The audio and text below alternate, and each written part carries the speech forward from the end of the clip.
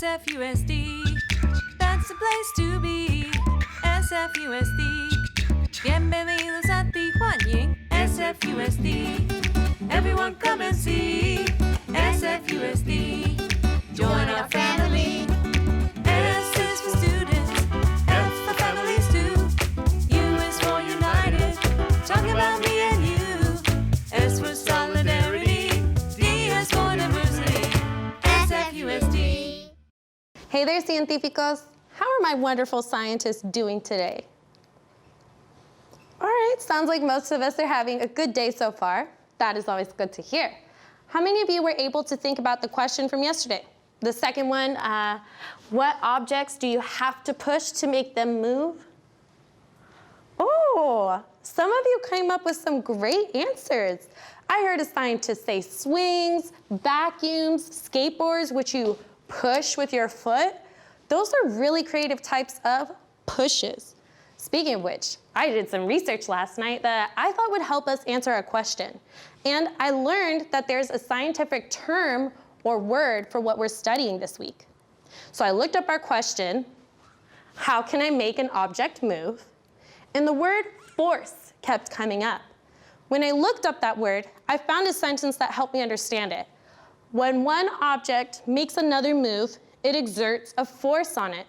So let's observe me moving the car one more time, and let's identify what force I'm using on it.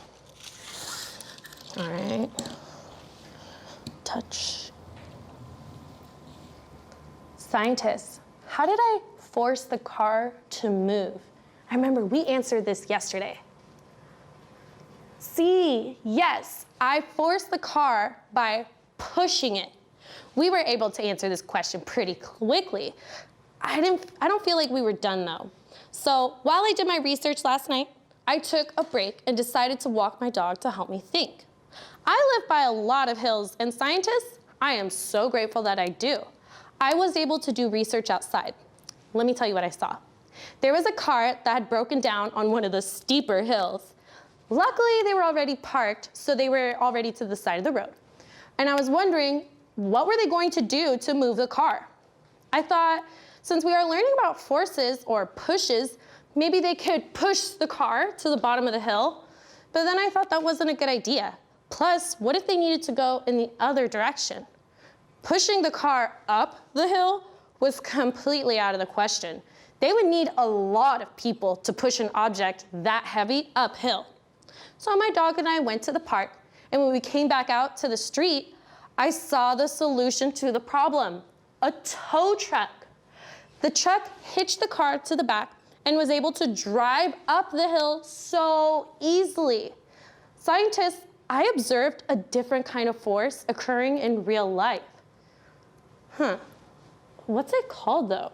You know what the tow truck did? I guess it's the opposite of push. Yes, you're right, pull. Scientists, what are some other things that we can force by pulling? Interesting. I didn't think of some of those things. You can pull on zippers, curtains, ooh, and sleds. I've been pulled on a sled before. It's really fun. But this got me thinking, scientists, how can I make my car move by pulling it? So I got a piece of cardboard out to test my new force. And I want to answer my question without looking it up. It's good to do our own research sometimes. So let me show you what I was testing out. So this is the hill, and this is the car, and I'm the tow truck. See, I pulled on the car, but I ran into the problem that I always have. I always have my hand on the car. It just doesn't feel as fun that way. How can I replicate or recreate what the tow truck does with my toy car? How can I pull my car to make it move? Do you have any answers, scientists? Oh, that's a good idea. I should test some different things out. I have another problem though. It's frustrating having to hold up the cardboard hill and pull on the car. If I'm going to test out what happens, I should have one hand free to write notes and observations. Scientists, I have an idea. Why don't we plan out this test? Will you help me plan it out? Great. Let's make this an entry in our notebooks. I want to be able to remember all of this. So let's take them out and write today's date, March 2nd, 2021. Oh, and the page number. And you could copy me. So let's do this. Put up here, scientists. March 2nd. Page 23. Got it down? Great job. Now, I was thinking our title could be Forces, Pulls. Can you copy that down with me? Great, let's get to it. Forces, people. All right. Now, we should write down what we're going to plan for. So I said that I wanted to pull the car uphill. So we could write plan for a test to pull or force a car uphill. Sounds pretty scientific. Do you like it? Okay, it tells us exactly what we're doing. And I added the word force because we need to remember what we're learning about. Copy it down with me. So plan to test a force pull on a toy car. So when we read this later, we know it's plan to test. It's a plan for a test. All right, muy bien, scientists. Now, what should we draw? Ah, yes, a hill and the toy car. Scientists, are hills flat or slanted? Yes, they're slanted. So let's start with a diagonal or slanted line. Use a straight edge object to make the line if you have one.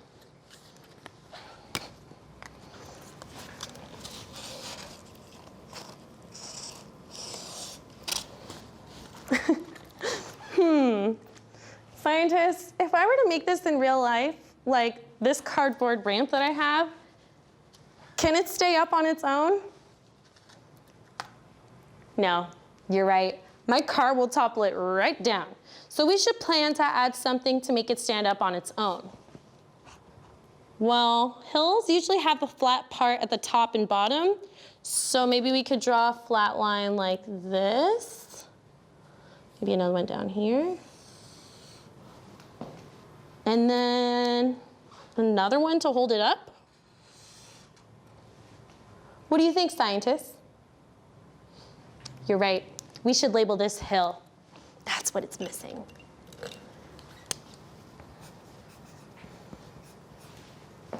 Great. Now draw the car on the hill, and we'll write force pull with an arrow pointing uphill. Follow along with me. So we're gonna draw the car. It has the wheels. This is the body.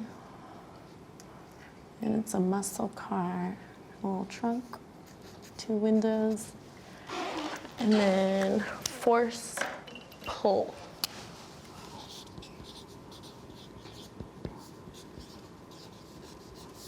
Going that way.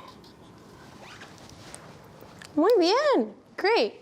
Now scientists, we should stop here because we're almost out of time. But I want to make sure you do one more thing.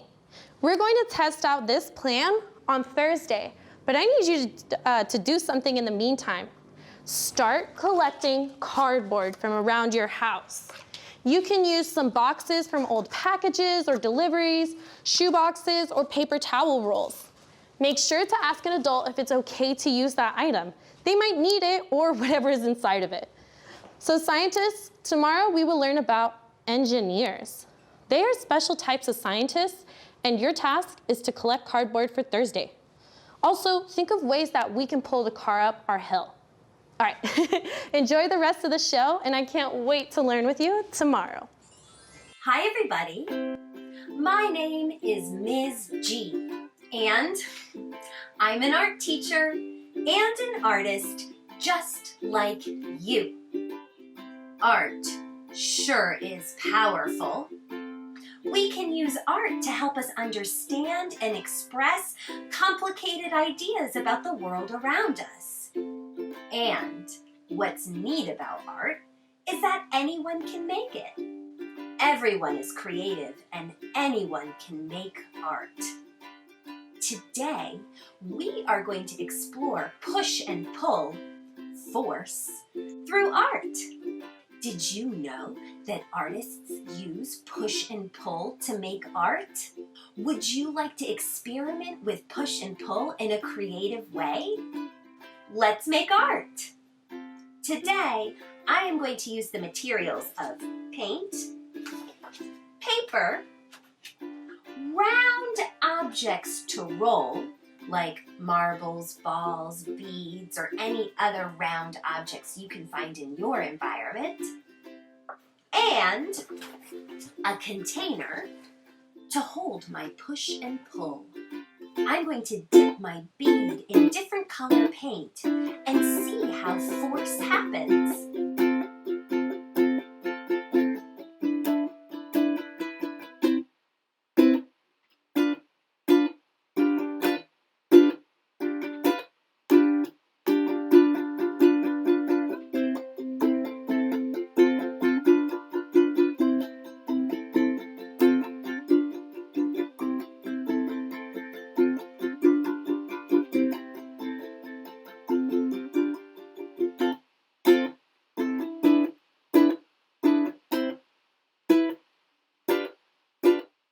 As I'm exploring push and pull with my beads and paint, I am creating abstract art.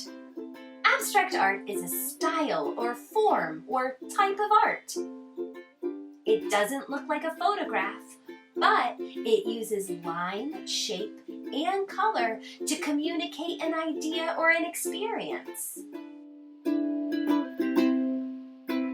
This is push and pull abstract art.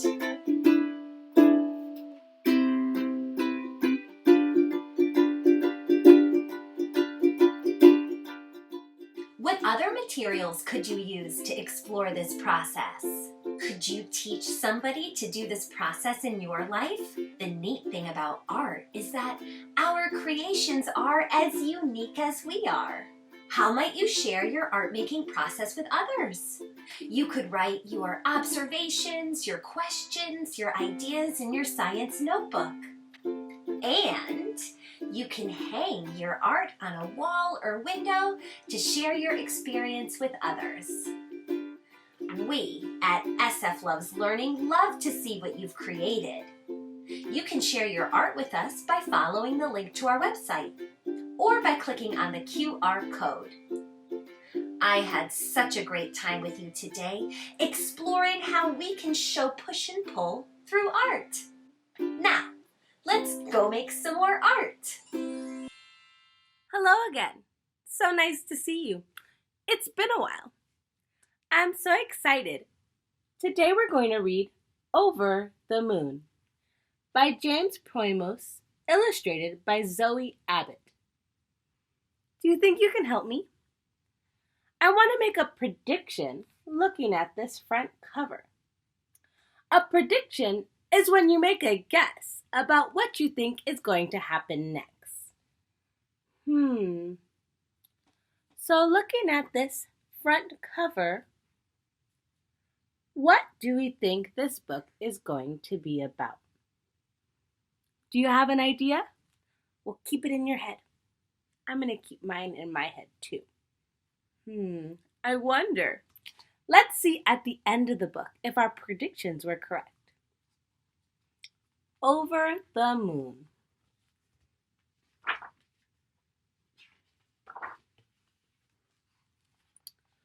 When a baby floats down a river, she doesn't think about her place in the world. She just goes with the flow.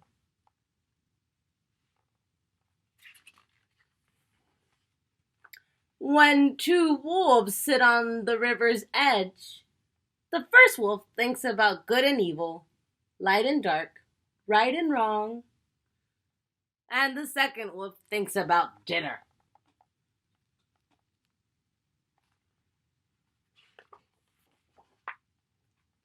When two wolves spot a baby floating down the river, they agree it would be a good idea to scoop her up and take her home. So they do.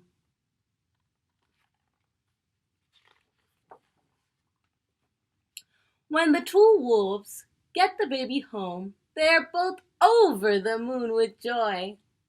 The first wolf says, "We will nourish her and teach her about good and evil, dark and light, right and wrong." The second wolf says, "I was planning to eat her."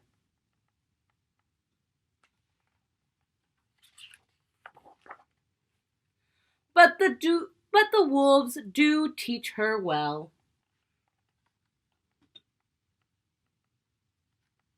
The wolf is doing it, and she does it too. And the baby grows into a young girl.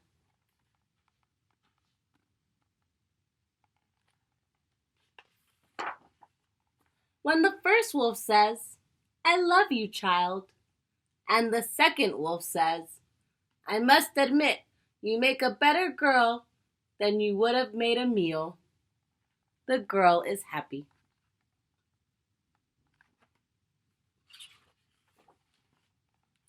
The days pass and the girl grows stronger and wiser.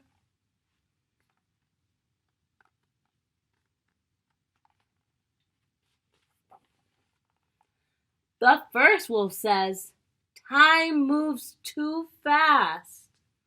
The second wolf says, "I'm afraid she will leave us one day." That was the whole point of nourishing her and teaching her about good and evil, dark and light, right and wrong, says the first wolf.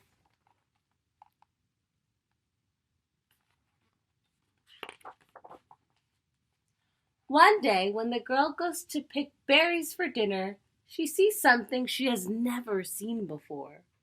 She runs home. She does not even know why.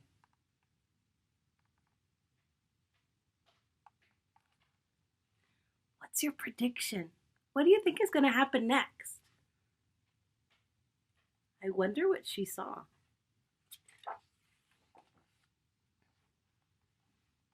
When the night falls, the girl can't stop thinking about what she saw. The world is upside down. She is not the girl she was before.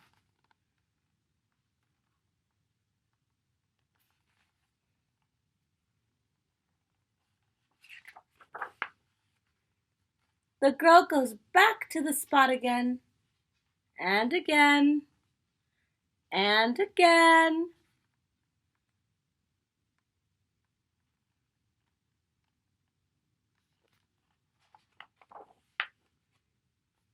When the girl tells the wolves that it is time for her to go, the first wolf says, "That is why we nourished you and taught you about good and evil, light and dark, right and wrong." The second wolf tries hard not to, but sheds a tear.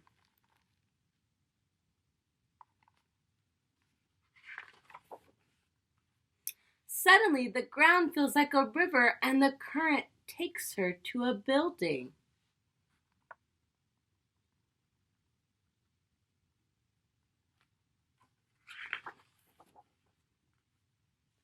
And to an open door.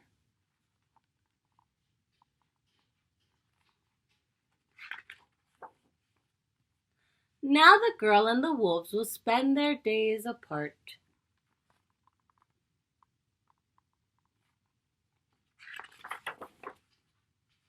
But when each day ends, the wolves will be there to scoop the girl into their arms and take her back home.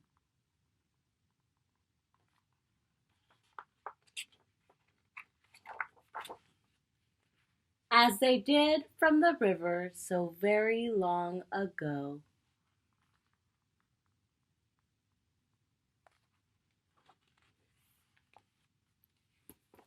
The end. Let's see. Do you still remember your prediction from the beginning of the book? I'd love to hear it. What was it?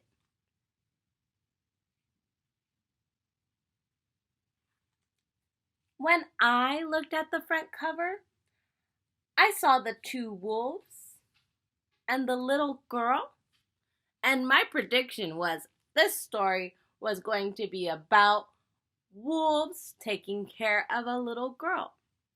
And guess what? My prediction was correct. I can't wait to hear more about what your predictions were.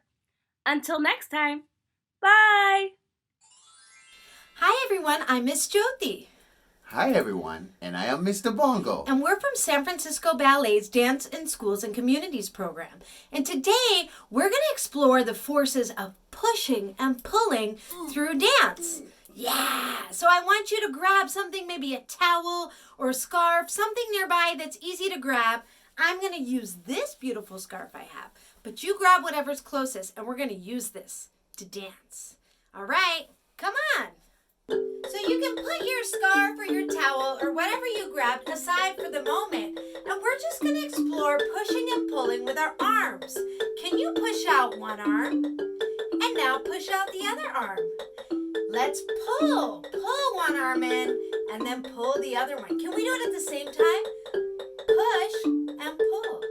Push and pull. How about one at a time? Push, push, pull, pull. Try it again. Push, push, pull, pull. How about up? Push, push, and now pull, pull, push, push, pull, pull. Together. Push and pull. Push.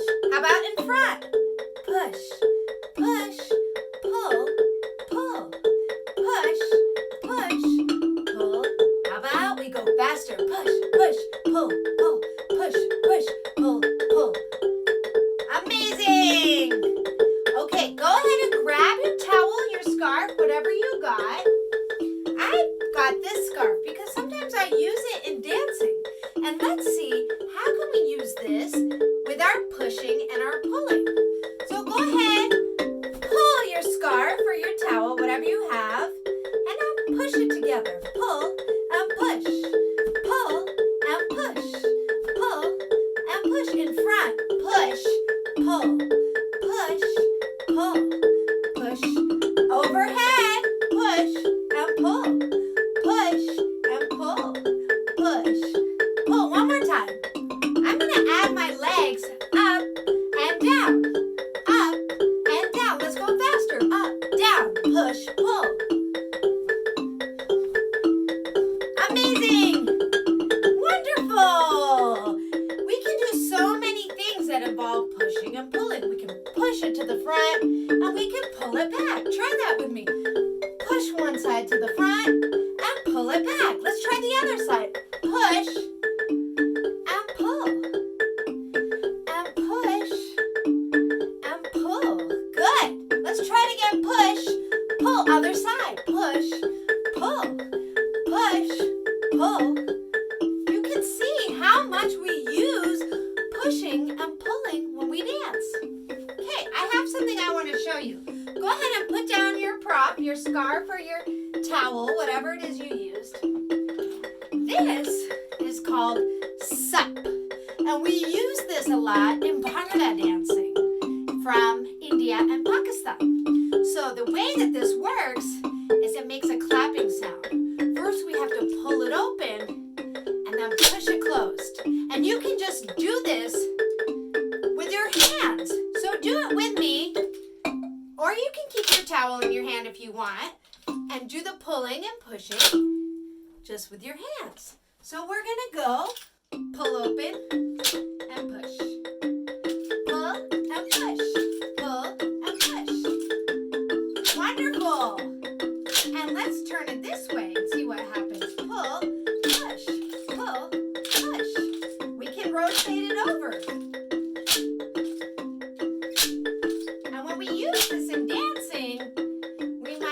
here, and then here with the feet.